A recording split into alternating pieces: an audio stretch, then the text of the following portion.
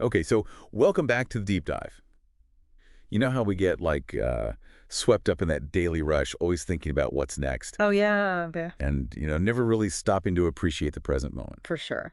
Well, you listeners sent over a really interesting passage, actually. Okay. It's from the book Pasted Text, Hmm.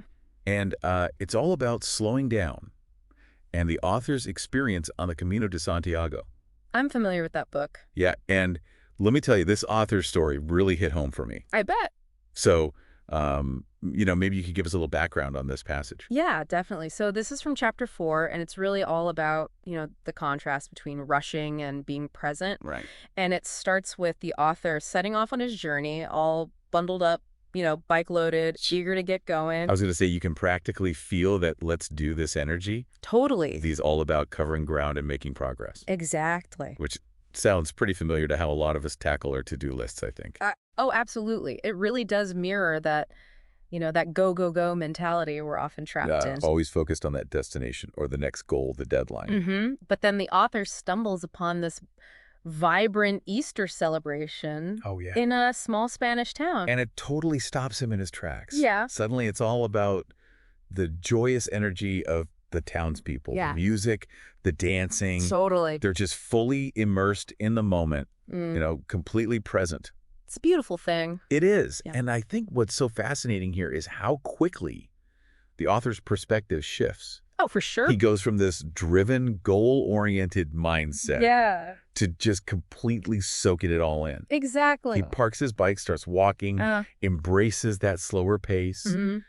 enjoys a bon camino, greetings from the locals. Just soaking up the atmosphere. It's like he's been pulled into a different rhythm altogether. Absolutely. And it makes you think about how contagious energy can be. Right. It really does. We talk about that with stress and negativity. Right. But it's true for joy and presence, too. Oh, 100%. The author even describes feeling this pull back to his old habits Oh, really? when he sees other travelers rushing past. Oh, interesting. It really highlights how we're constantly influenced by the pace of those around us, Yeah, even when we're trying to consciously slow down. that's so true. It's like there's this undercurrent of urgency that's hard to escape. That's a great way to put it. And, the author reflects on that, Mm-hmm.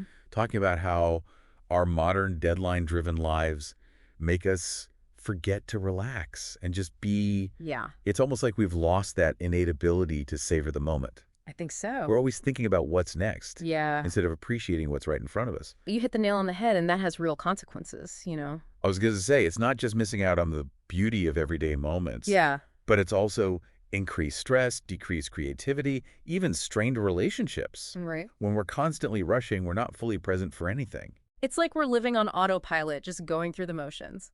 Exactly. Ah. But you know what I found really inspiring was how the author makes this conscious decision Yeah.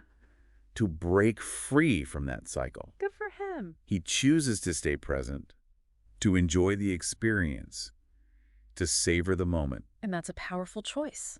It is. By actively choosing presence, he opens himself up to a deeper, richer experience. I agree. Think about it. When we're truly present, our senses are heightened. Yeah, Our emotions are more vibrant, and we create these lasting memories. absolutely. We're not just observers, we're No. active participants in our own lives. And he sums it up perfectly. How so? He says, there is often more to be gained in the now than in the next. He's right. It's such a simple statement, Yeah, but it's so profound. I agree. And it begs the question, What's that? what nows are you rushing through? Ooh, that's a good question. Where in your life could you benefit from slowing down, from truly being present? Yeah. Maybe it's a conversation with a loved one, a walk in nature. Or simply enjoying your morning coffee without distractions. It's about finding those pockets of presence in our day, right? Exactly. And realizing that those seemingly small moments can actually hold the most meaning. That's it. And it's not about becoming some kind of Zen master or anything. Oh, It's about making small, conscious choices throughout the day right. to shift our focus from the next to the now. I love that. So for you listening, what's one thing you can do today to slow down and savor the present moment?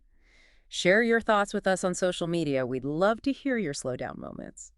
And until next time, remember, the greatest discoveries are often found not in the pursuit of what's next, but in the richness of what's right here, right now. Thanks for diving deep with us.